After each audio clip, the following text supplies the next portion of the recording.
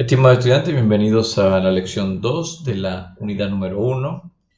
Seguimos tratando el tema del origen del humanismo. El primer autor que contribuye a la creación del concepto de humanismo es Platón, filósofo griego de Atenas, y lo propone en su libro sobre la República, donde habla de una sociedad utópica que él articula con un concepto de persona que va a contribuir a la sociedad de un estado justo. En ella los individuos pertenecían a una u otra clase social, no por nacimiento, sino por sus capacidades. Cada uno, según la propuesta utópica que hace Platón, sería educado para desempeñar eficientemente las funciones de su grupo según cuál fuese su actitud fundamental. Sabiduría para los gobernantes, coraje para los guardias, apetencia para los productores. Y es que, según esta concepción de Platón, el Estado marcharía bien según la función que desempeñara cada persona. Posteriormente, en el siglo XV, aparece la figura de Tomás Moro. También habla de una utopía donde propone la abolición de la propiedad privada, el hecho de depositar la producción en almacenes comunes es la primera muestra académica de lo que después puede ser llamado comunismo. Propone una república como forma de gobierno, y todo esto es inspirado por filósofos que le predecieron, como Anaximandro, como Protágoras y como Platón. Siglo XVI aparece la figura de Francis Bacon en Inglaterra y escribe un libro titulado La Nueva Atlántida, y en él sugiere una idea interesante de que la armonía entre los seres humanos puede alcanzarse mediante un control de la naturaleza que le facilite los medios de vida. Aquí él se aparta de la convicción reinante del momento, que era teocrática, y la del comunismo cristiano, y él propone en ese momento una idea de un estado tecnocrático donde la aplicación de la ciencia como instrumento fuese medio para conseguir la paz y la felicidad. En ella no aparece ningún indicio de propiedad privada ni tampoco de distribución. Siglos posteriores, en el siglo XVIII, la figura de Jean-Jacques Rousseau, suizo, va a marcar un precedente, porque con su obra El contrato social, donde pretende hablar de cómo se debe integrar la sociedad a través de los sistemas de gobierno, y el Emilio, o el Tratado de la Educación, propone una forma de pedagogía que no tuvo cabida en la autoridad religiosa parisina, y lo hace que se exilie en Neuchâtel, evadiendo la Santa Inquisición. Posteriormente se va hacia Inglaterra, pero lo importante en este autor es que su visión de persona es novedosa al momento, porque primero presenta la idea de la niñez y segundo presenta una sociedad donde se puede convivir a partir de la realidad donde los individuos, cada uno apostando a la construcción de una sociedad, se dejan gobernar por unos superiores, pero a su vez son hacedores de una sociedad civil. Un siglo después aparece la figura, no por mucho o poco controvertida, de Karl Marx, que es el padre del socialismo científico y del comunismo.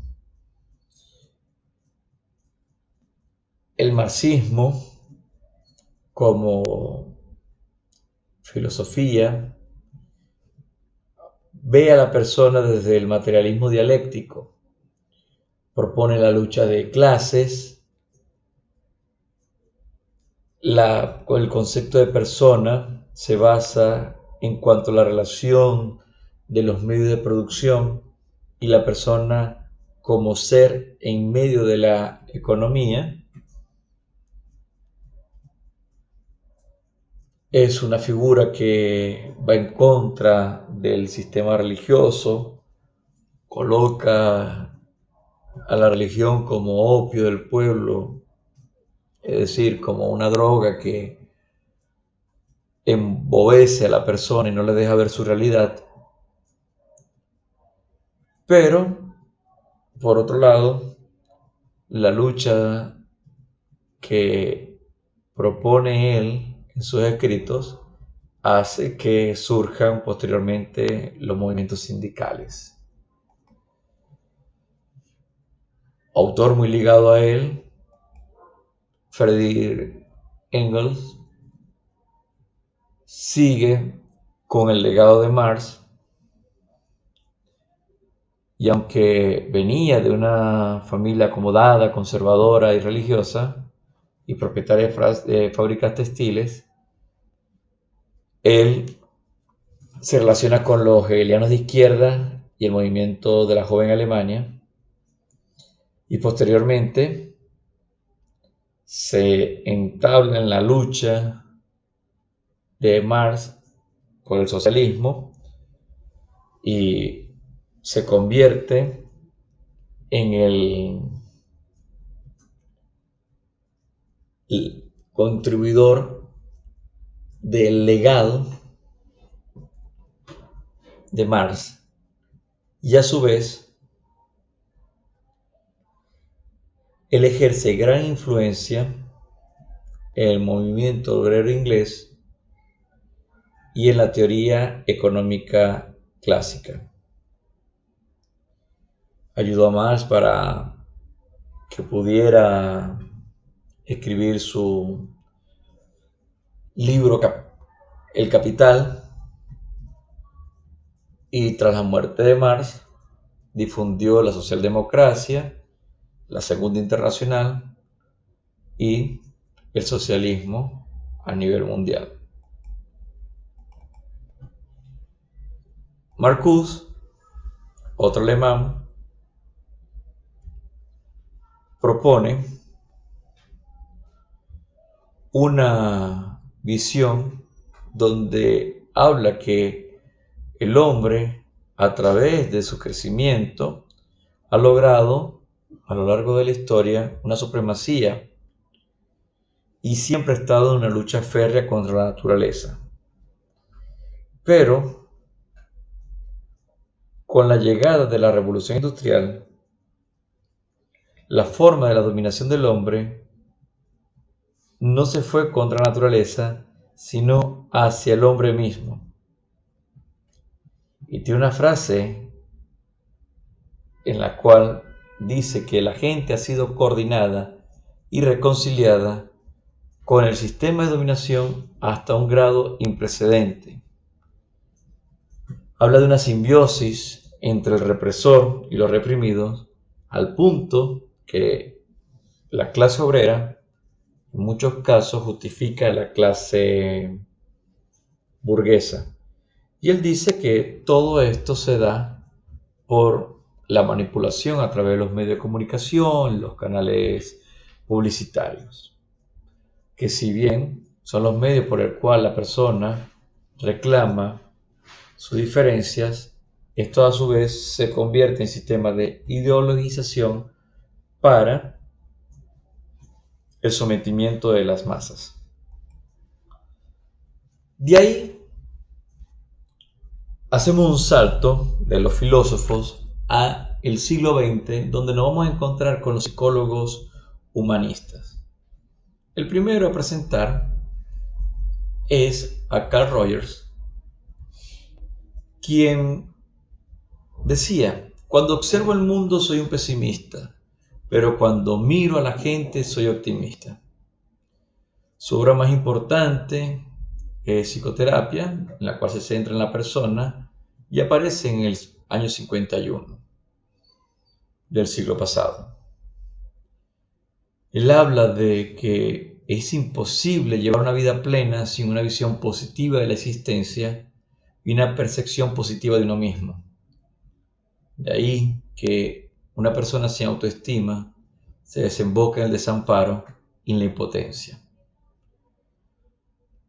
Y por ello tiene como máxima que la autoestima no debe depender de nuestra adaptación a un determinado modelo cultural. Otro autor importante en la psicología humanista va a ser Abraham Maslow, quien habla de una propuesta de un sistema holístico abierto a la variedad de experiencias humanas y rechaza un único método único por esta misma diversidad. Propone un concepto central basado en la autorrealización, en la cual está entendida como la culminación de la tendencia al crecimiento en cuanto la persona obtiene, a partir del reconocimiento y la satisfacción de las necesidades básicas, un progreso hacia situaciones más complejas y una autorrealización en la cúspide de la llamada pirámide de Maslow.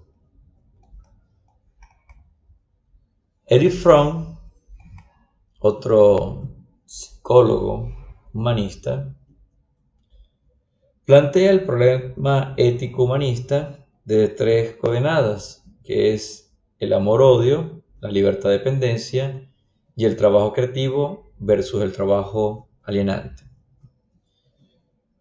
Todo ello cuando intenta buscar una base sólida a la ética humanista que no está expuesta al relativismo de los subjetivistas. Piensa que su humanismo ético se encuentra alejado del simplismo mecanicista de la ética hedonista tradicional. Considera que el placer no puede ser un criterio de valor, a pesar de que la tesis de Herbert Spencer hable que el placer tiene una función objetiva en el proceso de la evolución biológica. Porque él dice que los individuos gozan por sumisión y no con libertad, y que experimentan placer con el odio y no con el amor, con la exploración y no con el trabajo productivo. Esto lo lleva a tener una visión donde no pretende abandonar la objetividad, sino que podemos establecer normas de conducta y juicios de valor que sean válidos para todos los hombres y a la vez postulados por el hombre mismo. Y por último, un gran psicólogo, filósofo, existencialista, llamado Jean-Paul Sartre, que marcó gran parte del pensamiento del siglo pasado en el existencialismo humanista. Él, cuando define su humanismo, dice que el hombre está continuamente fuera de sí mismo, es proyectándose y perdiéndose fuera de sí mismo, como hace existir al hombre. Por otra parte, es persiguiendo fines trascendentales como puede existir, siendo el hombre este rebasamiento mismo. Cuando habla de rebasamiento, habla de esa extrapolación o búsqueda del límite fuera de sí.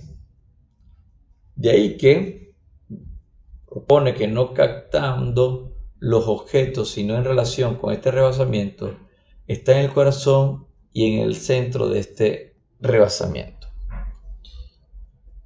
Él, desde su filosofía existencialista,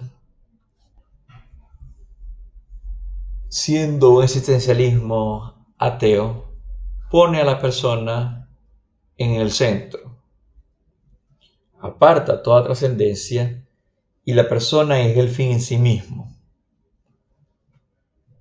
Los autores cristianos lo critican porque hablan de que al sacar a Dios de su concepción de persona, desde ese ateísmo, la persona cae en angustia.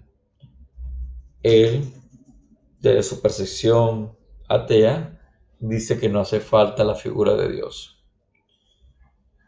Más allá de esa dialéctica antiteísta, es interesante descubrir en este autor el hecho de que puede la persona encontrarse en sus potencialidades. ¿Qué hemos visto a lo largo de estos autores? Diferentes visiones de persona, lo que es conceptos humanistas, unos buscando hacia la sociedad, otros buscándose a sí mismo. Y lo interesante en medio de todo es poder también nosotros decir desde qué perspectiva nos encontramos y cómo cada uno de estos grandes personajes han contribuido al concepto de persona en la actualidad y en la sociedad en la cual